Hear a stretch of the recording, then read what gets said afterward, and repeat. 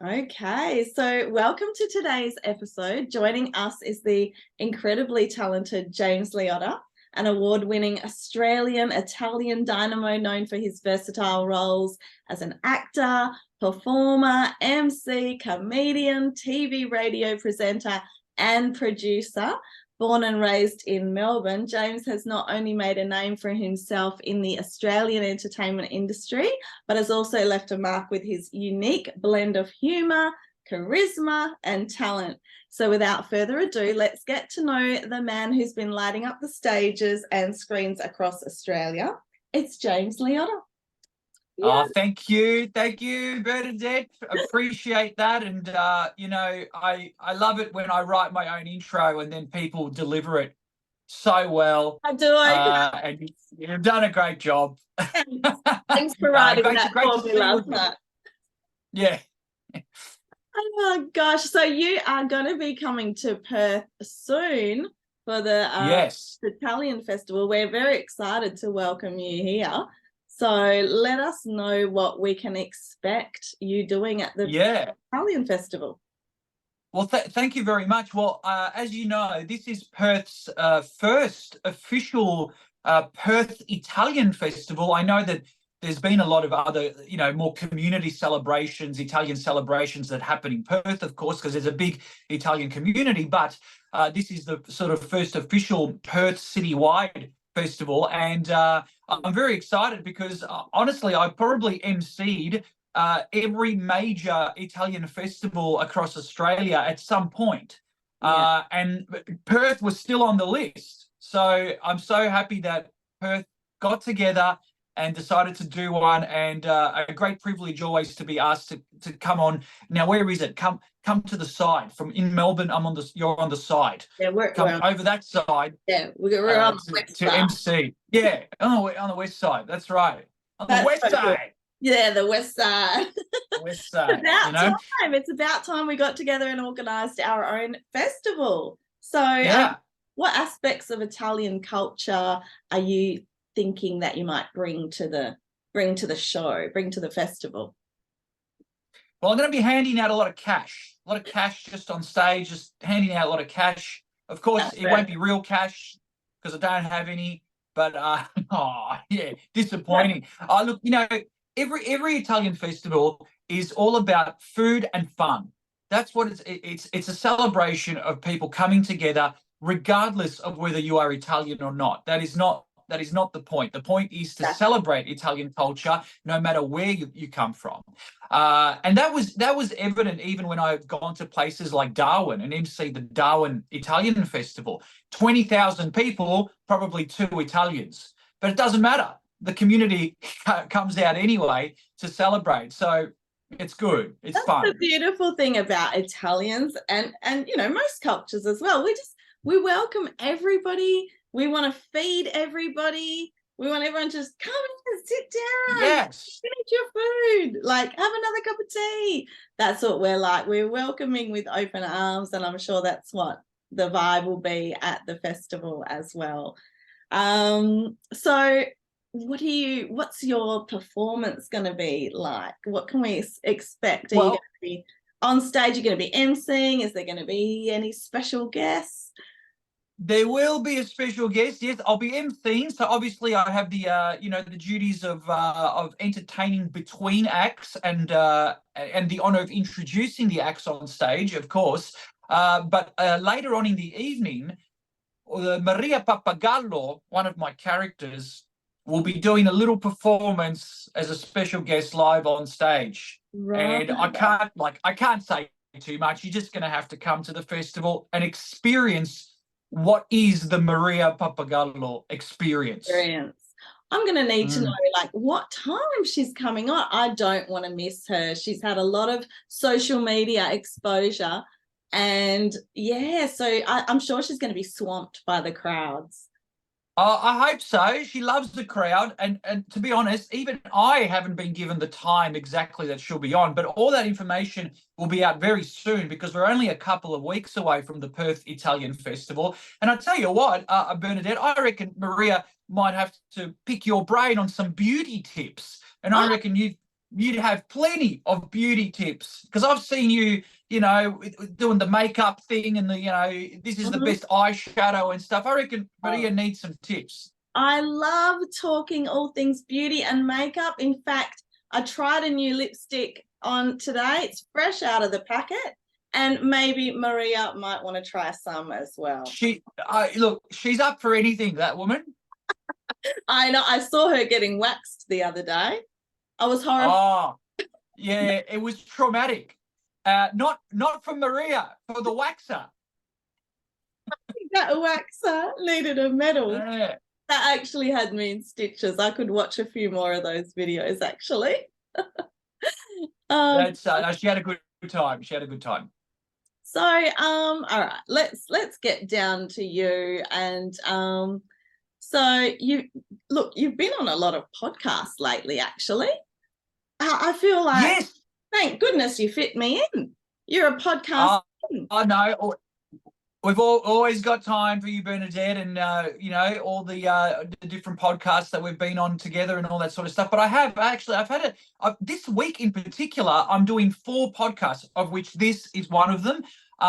It's just been a podcast frenzy at the moment, but it's so popular, isn't it? Like, you know, like lots of us have podcasts, so good to have a chat with people. Yeah, I think podcasts are the new Instagram.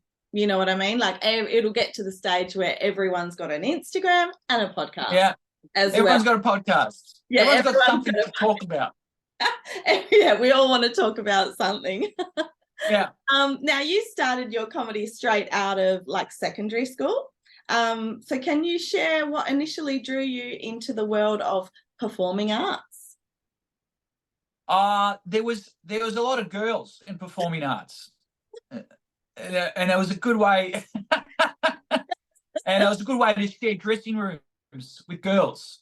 No, look, I'd been performing as a child, and out of high school I decided, you know, even later in high school I'd already made a decision that that's the environment and the workforce that I wanted to be in was performing arts of some sort, entertainment of some sort. So I just took the right steps into pursuing that and studying that further.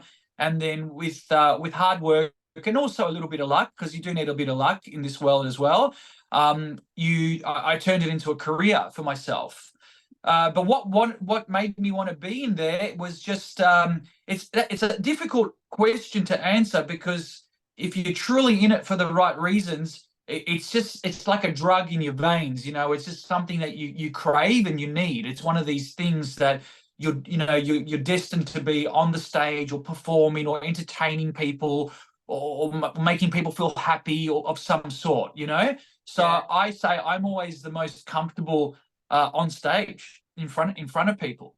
That's fantastic. What sort of tips would you give someone like me who, you know, gets so nervous, or anyone who gets nervous before they're about to get on stage or get a microphone in their hand and talk in front of many people? But you do fine. I've seen all your stuff. You do fine. Yeah, but what's going on internally is another story. Well, I just think it's about preparation goes a long way. Yeah. You know, and being prepared and being confident that you understand what it is that you're doing, you know, what you're tackling, you know, in stand-up comedy, being prepared and knowing your material well, having backup plans as well. I think preparation goes a long way. Preparation can, you know, soothe some of the nerves at least. That's right. Because if you're well prepared and you're confident, then yeah, you might be a bit nervous, but you know that you've done the work behind the scenes, and no matter what this event throws at you, you can tackle it. Yeah. Would you say you're quick on your feet, like if you get stuck, or if you get stuck or your script doesn't go down like you prepared it, or someone heckles you in the crowd? Would you say you're quick on your feet with situations like that? I'd say I do fairly well. If those situations pop up, you got to have a little bit in comedy, in particular stand-up, you got to have a little bit of the gift of the gab, and a bit of wittiness goes a long way too. But I reckon I know a lot of people in my life who are not performers and are extremely witty, extremely witty. In my general day-to-day interactions, I don't consider myself highly witty, but on stage, I don't know what happens, but that wittiness tends to escalate on stage as a performer. But in my day-to-day interactions, I wouldn't call myself overly witty, you know? Yeah, I do feel like there's always those sort of two sides to us. There's like the business side or the professional side, and then there's the, you know, on stage persona that we can portray, and we can just switch them on. Like, I know I definitely got those sides as well. So yeah, how you're feeling on the day, I guess, you know. It depends, yeah, and it's good. It's good to again be confident in all those areas. Exactly. Now I was doing a bit of research on you, and then it said that your father had a role in the castle as Eric Banner's father. Yeah, he did. My father dabbled in a bit of acting work, and he had quite a characteristic face, a very big wog face he had. And so he would be cast in a lot of, you know, obviously Italian, but he could sort of mold into the Greek, the Spanish, that kind of look as well. And yeah, he got cast as Eric Banner's dad, and Eric Banner in the castle plays a Greek boy in the castle. So essentially my father was playing a Greek father in the castle. So by default, Eric Banner is my brother, kind of. Your Sort of brother? Yeah, stage brother. yeah, your stage brother. So would you? I've only met Eric once after that, so I don't think he knows who I am. Oh, wouldn't that be great to just hang out with Eric and go, "Did you know?" I know it's gonna. But if I did meet Eric Bernadette, if I did meet him again, and I told him who I was, and I explained that I'm 100% sure he would have a recollection of that person. Yes, I think so too. And I really hope so for your sake. So the fact that your dad was involved in that industry, did that influence your career choice in that direction? Oh, it did. Yeah, no, it did 100% because my father was quite instrumental in Melbourne, producing, writing and producing, and also performing in his own theatrical productions, both dramas and comedies. But these were all in Italian for the Italian community, fluent Italian. My father was a very good Italian writer, and he produced these plays back in the late 80s and early 90s that were huge all around Melbourne, but for the Italian market.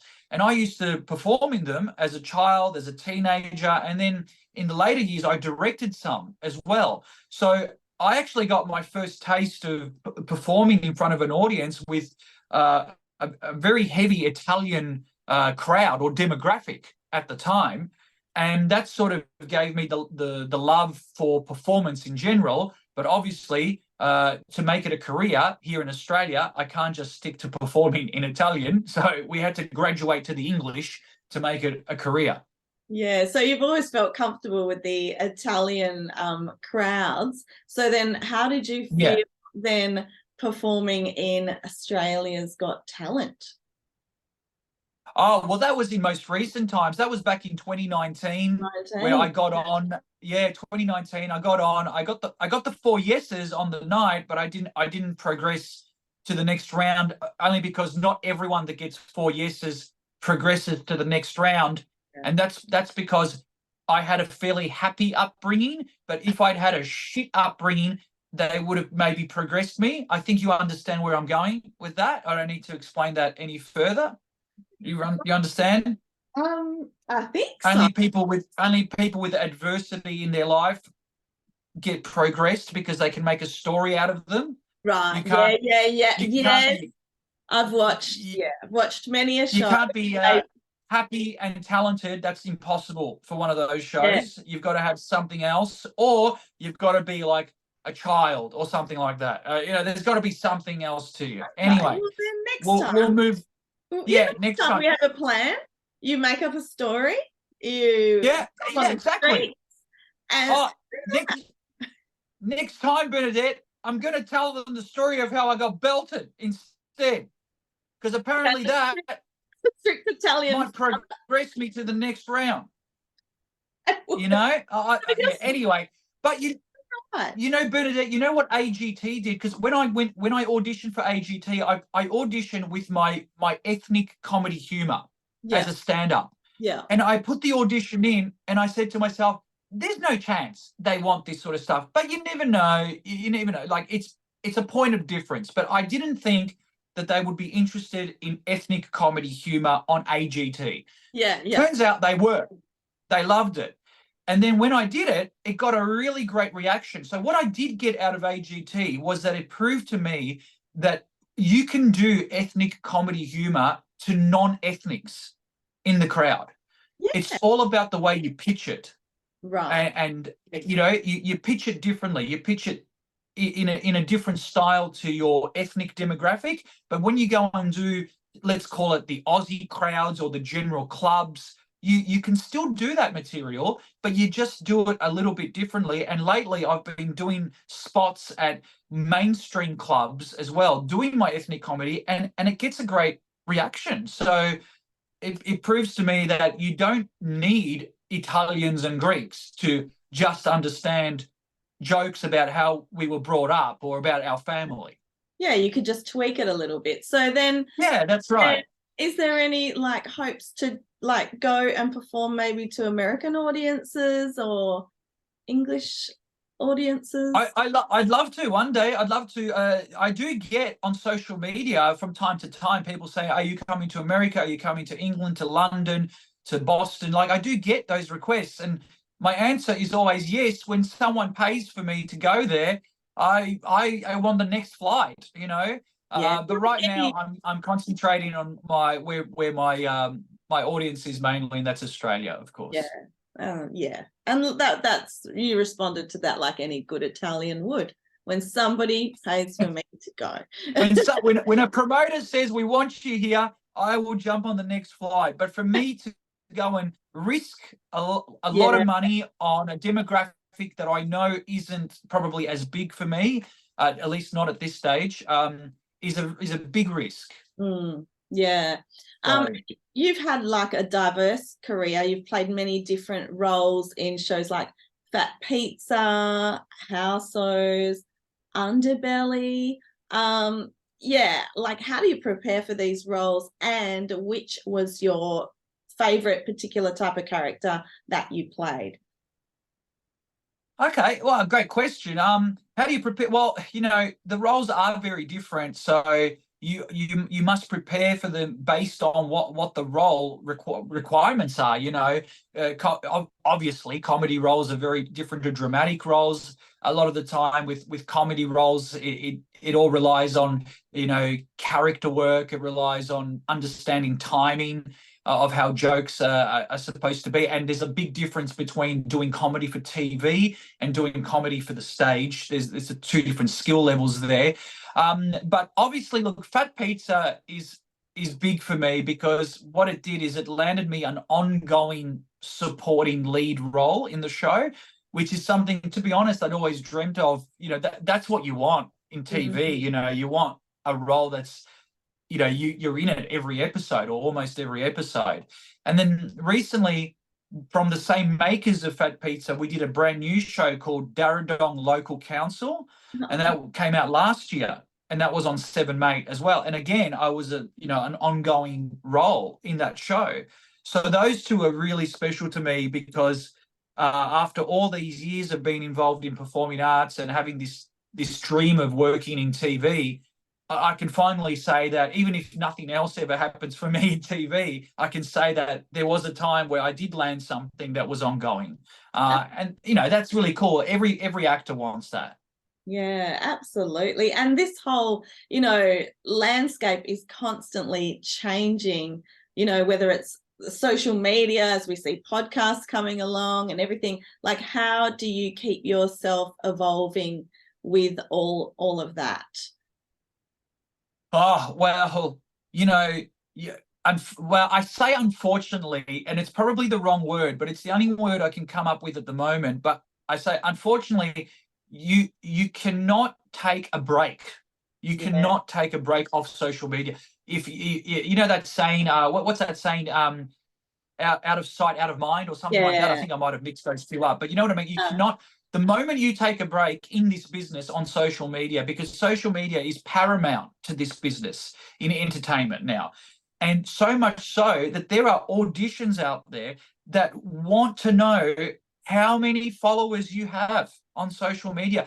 That plays a part in you getting or not getting a role.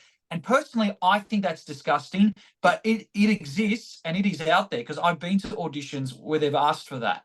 So that's very disappointing, to be honest, that plays a role. But you cannot take a break. This is a constant 24-hour cycle, and it's exhausting. And you know what I love about you as well is, like I saw last night, you go live a lot, which I think enables you to stay connected with your community, and they can literally have a one-on-one chat with you. And yeah, I think that really helps, for people who want to stay connected, or, might watch you while I'm cooking the dinner and stuff like that. I think it's really great every now and again for you to do things like that. It does help a great deal. You'd be surprised, Bernadette, how many tickets sell off the back of just doing a quick live, as opposed to posting your flyer on social media for the whole week. Yeah, because it's you have to impersonal. tackle every avenue. Yeah, it's impersonal versus personal. When you're actually talking to people and making them feel seen and heard, I feel that works a lot better in social media. I could talk social media all day. I find it fascinating. Yep. And I find it very interesting that in auditions, they would be looking at followers. I mean, do they not know people can buy followers, which I think is a very inauthentic, That's why. I find it pathetic that there Yeah. are auditions out there where they want to know your followership. And The first like if thing, we like, so I mean, what are they saying to me? That if I do have 500,000 followers, I'd stand a better chance, and it even means if I'm not right for the role. Like it, I don't understand what. it means nothing, because what they only need to look at is engagement. Because if you have 50,000 followers and only 3 comments on your photo, it's a sure giveaway that it's all false. That you've bought them. Absolutely. Engagement is everything. Absolutely. That's what it comes down to. Yeah. And we've seen profiles before where you go, how does this person have 100,000 followers? Then you start scanning through their videos and like, one comment, there's no logic in that. 100,000 followers and one comment, that doesn't make any sense at all, Or even 100 likes. That's not enough for somebody with not in comparison to that. No, that's right. Right. So I know that's us, Italians, we turn into like the FBI. We start. We are private investigators. We know about everyone's business. That's right. And if my nonna taught me that. Yeah. And if we don't, knowledge is power. Yeah, knowledge is power. I tell you so much. So what advice then would you give aspiring actors, comedians, even singers, like, who are looking to get into the entertainment industry and, face those sorts of challenges? Please don't do it. There's enough of us already. For God's sake, we don't need any more. Do you know the hustle we go through every day? Do you think the live last night that I did isn't called a hustle? That is a hustle. That's hustling. This business is 50% hustle. It is. Let me give you a proper answer to that. Please only, if you're listening, please only get into it if you are prepared to ride the highs and lows. And get into it if it's truly something in your life that you need. Yeah. Because the performing arts business is not something you should get into, A, for fame, B, for money, because those things are just luck, and they don't happen for everybody, despite talent. Yeah, as much as, like, as much as we love social media, it really has brought that out in almost every second person. Yeah. No, like Yeah. there's been so many people that I've known throughout the years that have gone, oh, social media is not for me. Cut to 5-10 years later, they're trying to make a living out of it, and Yeah. it just Yeah. gets in their veins and they love it, you Yeah. know. But I'm still confused about influencers, right? And one thing that gets me about influencers is there's a lot of influencers out there that actually do a really great job. They're very creative with how they promote a product or whatever, you know, and it can be quite entertaining as well. Personally, I've never bought anything off the back of an influencer. Right. Interesting. And I just don't like, Yeah. I don't understand it. I guess it also, they create brand awareness as Brand well. awareness, that's the one. Yeah. So So it's promotion, because this is what I wonder. I wonder what brand awareness is. Correct, you're 100%. They do create brand awareness, but I wonder what the stats are on people purchasing a product off the back of an influencer. Well, I don't know, but I know that you know, people will buy a lot. Like, people always talk like, I bought it off TikTok or I bought it off Instagram, you know, because of the ads and stuff like that. And I guess influencers also do a lot of UGC type work for brands, you know, user generated content, that then the brands use themselves to promote the product. So I guess sort of just, works around like that. But yeah, so what we're going to do, we've got 9 minutes left, so we're going to talk about your show as well, Mama's Not. Okay. So do tell us when we can expect you coming over here, when you're going to have more time so we can do a real life podcast, maybe in real life, and tell us all about the show. I'd love to do a real life podcast, and I promise you, when we've got that time, we will definitely do a live podcast. Well, I am coming with my show. Yes, it's called the Mama's Not Happy Tour, comedy tour. It's a national show. Perth, I know you've got a lot of followers in Perth, of course. Perth, I am there Friday, 21st of June. And it's at the Astor Theatre, which is a very big theatre. And it is a third sold out already. So I'm very happy with, you know, how that's going. But as you know, Bernadette, very big theatre. And I'm not being unrealistic. I'm not expecting it to sell out, but we want to try and triple at least that amount of the third. And so please come along. I've kept the prices dirt cheap. I am the cheapest WOG show in town. Not cheap by quality, cheap by ticket price. So get your tickets, secure them now. Perth has always been a great audience. I've been to Perth before. We've had 500-600 people come to the shows.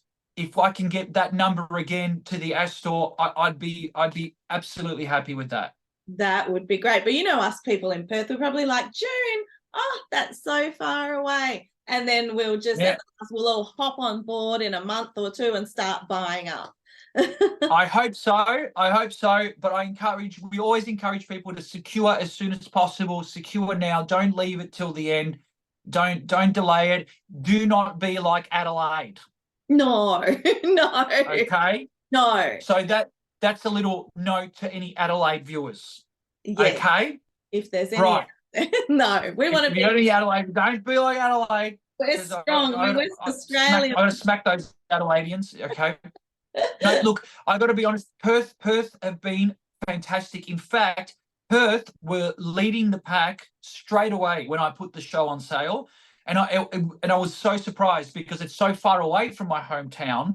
You know, because obviously I'm closer. Been in Melbourne, Sydney, Adelaide. I go there more often because I'm just closer there.